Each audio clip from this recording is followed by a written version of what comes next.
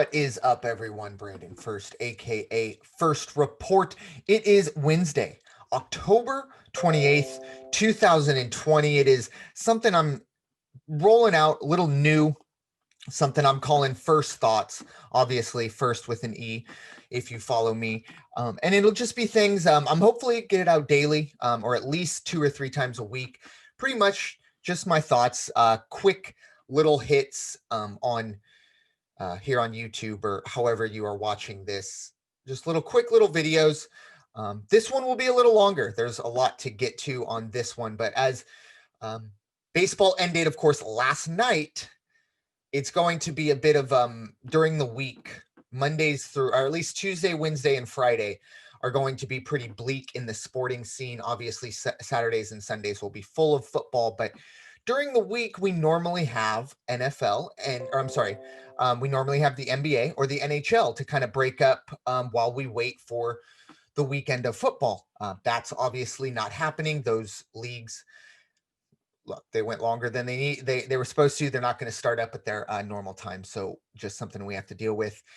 But on that, so there might be times where there's not a whole lot to talk about and it'll be a 2-minute video. This one, there is plenty to talk about. Well, maybe not a ton to talk about, but at least one specific game subject, however you want to do that. But before we get to that, make sure, if you haven't already, to like and subscribe, leave a comment, let me know how I'm doing. Always love to hear. Even the haters, it's all good, I guess, for the most part. I'll block you if I need to, but for the most part, I love all the constructive criticism, all the stuff I get. But make sure you like and subscribe, comment, follow me on all social media platforms at First Report, Ferst Report, and make sure also broaden the horizons and follow the Rambling Gambling Sports Network, a network that I'm very, very proud to be a part of. You follow them on Twitter at @andgamblin, or on YouTube, hit up Ramblin' and Gamblin' Sports, and it will be right there. They'll have everything you need, a lot of MMA stuff, tons of football betting, a lot of betting stuff there for you. And of course, I'm there too in my own little channel. So if there's anything you missed, and you can find it there, as well as, of course, my own YouTube channel. So like and subscribe, all of that above. But now, it is, of course, the story of the day.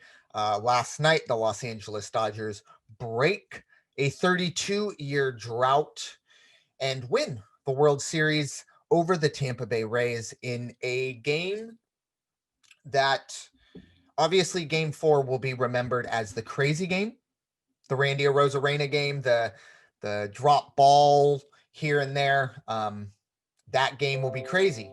But this one, for me, will go down as maybe a little more memorable. And obviously, we all knew what was on the line tonight. The Rays had to win, or last night, I should say. The Rays had to win, or the season's over. They put Blake Snell out there. Blake Snell absolutely deals. Look, I don't think anybody listening to this podcast needs a refresher, but just in case. Blake Snell, 5 2/3, struck out 9 or 10, I believe, and gets pulled. Gives up his second hit of the game. Kevin Cash comes out almost immediately. If you haven't already, go look up Blake Snell's immediate reaction. I believe he says, F in hell, which I think all of us in the work industry have said that about, management decisions at one point or another. And if you haven't, congratulations. But in this situation, Kevin Cash is an analytical manager. He's going to do that probably 10 times out of 10. I don't know if this will even change his mindset. Kevin Cash, pretty much every time he's touched something in terms of a pitching change or a lineup change or a pitch hitter or a Brett Phillips pinch runner turned into hero, Game 4, everything he had touched in this postseason turned to gold. His first mistake he'd made in this postseason, maybe really in his managerial career, ends up costing him the World Series. People are going to talk about analytics. Kevin Cash, too big into analytics, doesn't want to go through the third time of the lineup. That's analytics, blah, blah, blah. But I look at analytics of the game. The next 3 batters coming up were a combined 0 for 6 with 6 strikeouts. They didn't put the ball in play.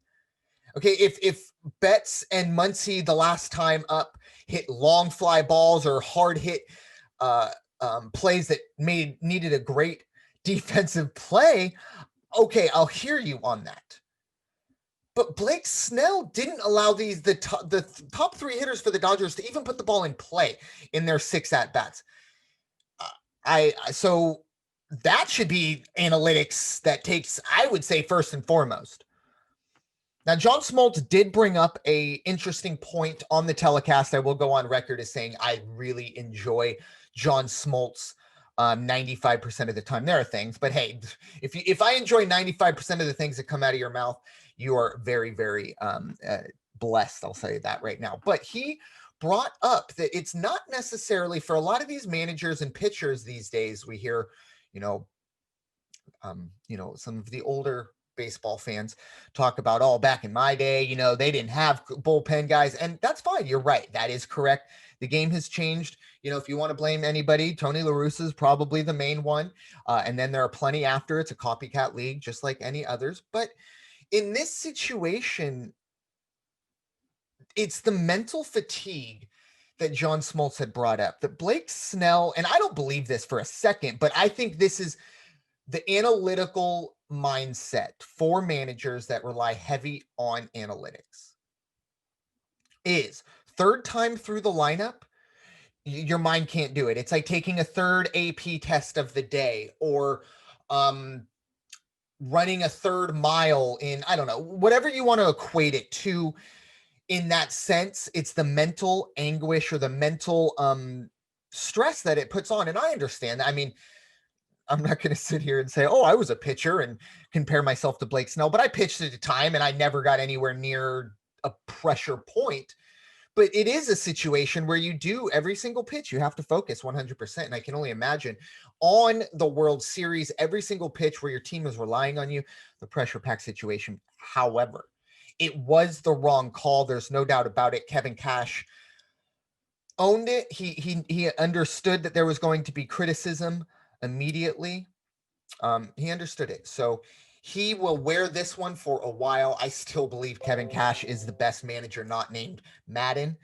And I really do believe Kevin Cash, it was in a market like Chicago or New York, Kevin Cash would have a World Series very soon. With the Rays, we'll see. This team played well this year. I don't think they would have been the number one team over 162 games, but that's for another day. I'm not here to rain on the Rays parade.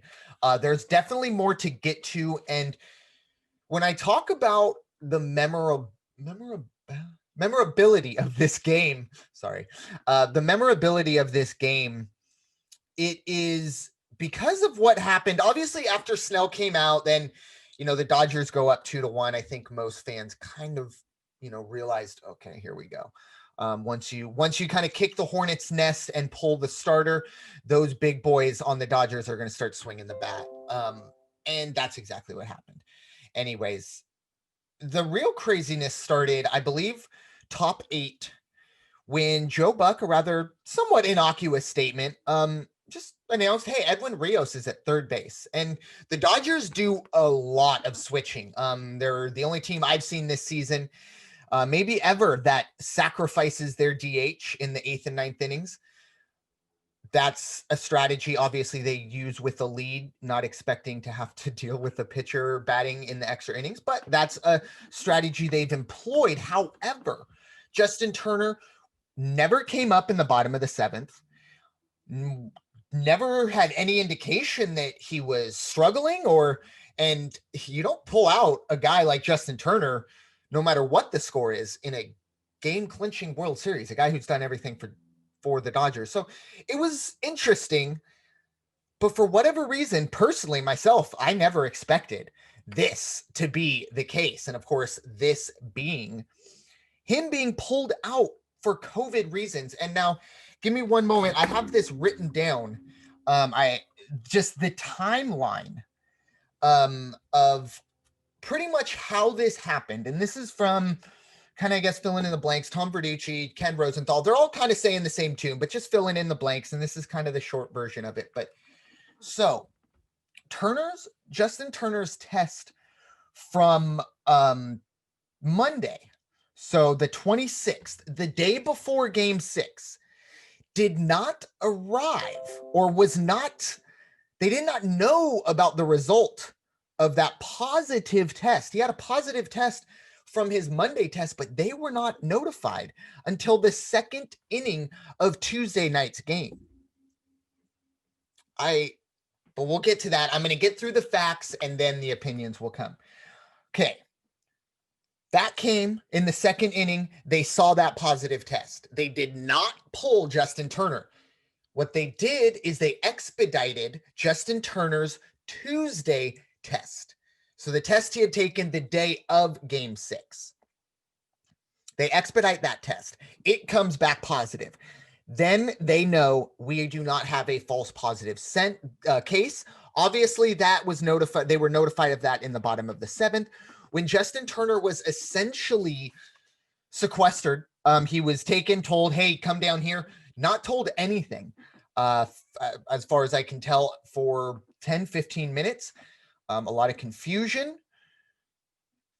And I'm going to continue with the facts. So obviously then the Dodgers continue on.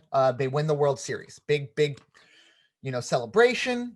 And you have to feel for Justin Turner because I felt, now I didn't watch the celebrations. Believe me, I'm not a Dodger fan. I didn't even watch the final 3 outs.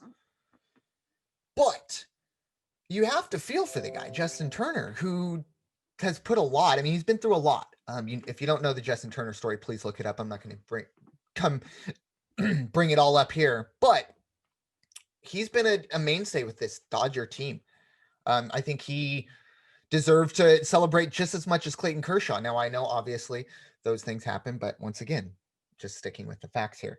The situation was he was told you have to stay in this sequestered room. He didn't do that. He went back out onto the field. His teammates loved it. They all were around him. You didn't see any indication that they were against it. When that was happening, he eventually was asked by security. Apparently, MLB officials asked security up at the ballpark to go ask Justin Turner to leave the field. He didn't do it. Here we go. All right. So those, of course, if anyone knows me, they know that it's very hard for me to get through the facts without giving opinion first, but I did my best. So those were the facts, maybe with a couple opinions sprinkled in, but the opinion of all of this on my side is the protocols that Major League Baseball had in place were so asinine in my mind. I know you're in a bubble. I believe they were thought, okay, MLB, or I'm sorry, NHL and the NBA, their bubbles work so well. It's all good. We don't need to deal with these tests daily. And I know they were doing tests daily, but when you don't get the results back until the second inning, I mean, yesterday's results, you don't get back yesterday's results until the second inning. There's a problem there, period. I don't know how that happens. Now I have my theories. I'm not going to go too deep into those because I think some more facts will come out. And then I don't think we'll need theories. So, but in this situation, I think Major League Baseball just went ahead and said, you know what, look, we're not canceling this. We have to power ahead. We're probably okay. And then their worst nightmare came true. Now the Dodgers in this case, originally, I had thought, maybe the Dodgers had known he had a positive test and just went with it. And then Major League Baseball found out about it after the fact. Doesn't seem to be the case. Justin Turner is being vilified. He's being, some people are turning him into a serial killer. Let's just remember that a high majority of people will survive this. I'm not demeaning it, and I'm not saying that there haven't been a lot of people who have passed from COVID, but there's a very, very high survival rate. So I don't think it's as crazy, but I think at the end of the day, people are missing the point of it's not Justin Turner. Justin Turner wasn't notified until the second inning. Technically, he wasn't notified till the 7th inning. Therefore, I don't know how he's supposed to deal with this. Now, going back out onto the field this for the World Series, I don't hate him for. I don't even blame him for it, and this is why. He didn't magically get COVID in the 7th inning where they sequestered him 2 minutes before he became contagious. The minute he stepped on the field, 2 innings before they got yesterday's test, or Monday's test in this case, he had exposed everybody in the Dodgers and some on the Rays. Once again, through no fault of his own. Now, I don't know the situation, what Justin Turner, now, if he was at strip club or doing all these things, I don't know. But if he was, if there's an avoidable situation, okay, shame on you. But if this is a situation where, I don't know, you took your kid for a walk and your kid picked up some dirt, I mean, it's kids. I don't know. And in these situations, I think we're just so quick to think that, oh, whoever has COVID is just this irresponsible person who wants the world to just end. Apparently, this virus is very, very, very contagious. So anyone can get it at any time, mask or not, in some situations. But for Justin Turner to be able to go out and celebrate, I don't hate it. He had already, like I said, the damage had been done. He had already exposed his team. It's such a bad word, but it's true. He had gone out, he had done the damage. Let him celebrate. He's got 2 weeks now of probably nothing. There's going to be no parade in Los Angeles for at least 2 weeks with this news. If there was ever going to be a parade, but this is a situation where the Dodgers obviously win the World Series. There is a cloud over it. Major League Baseball avoided a catastrophe last night. And I know what you're thinking is, well, no, this is pretty bad. And it is. It's pretty bad. But think about if there was a game 7. Think about if the Rays had won last night and it had leaked out that Justin Turner was actually COVID positive and therefore infected or exposed pretty much everybody that is involved in the World Series. We're not having game 7 for 2 weeks, 10 days. That's a disaster for Major League Baseball. They avoided one. Last year ended. They kind of just said, okay, Justin Turner was positive. Here's the trophy. Everybody leave. Like, it's over. We did our best. We just want to be not seen anymore. Rob Manfred being booed mercilessly. Wow, I love it. He deserves it. He's very, very lucky that that was not in a full Dodger stadium, because he probably would have had to have a SWAT team surrounding him, because I think people would have rushed the field. The Dodgers hate him so much, or at least the Dodger fans hate him that much. I'm not a fan at all, believe me. It's a sad way to end baseball. It's honestly, a lot of people didn't think it would be done. We didn't think we'd get here. We are here. It was one last reminder that things haven't fully gone back to normal. Baseball, 112 days from today, October 28th, we will have pitchers and catchers reporting. So we will see how that goes. But myself and Brianna Winter, of course, will be with you all off season every Tuesday with the changeup. Tuesday or Wednesday, we'll see how that goes. These won't be terribly time sensitive in the off season, but at some point during the week, we'll be dropping the changeup all off season, and eventually those 112 days will turn into opening day, and that will be a great day. But for now, we go through the long winter, the long off season for us baseball fans. But for the Dodgers, I'll say this once and only once: congratulations. You deserved it. I guess you won a 60-game season. Congratulations.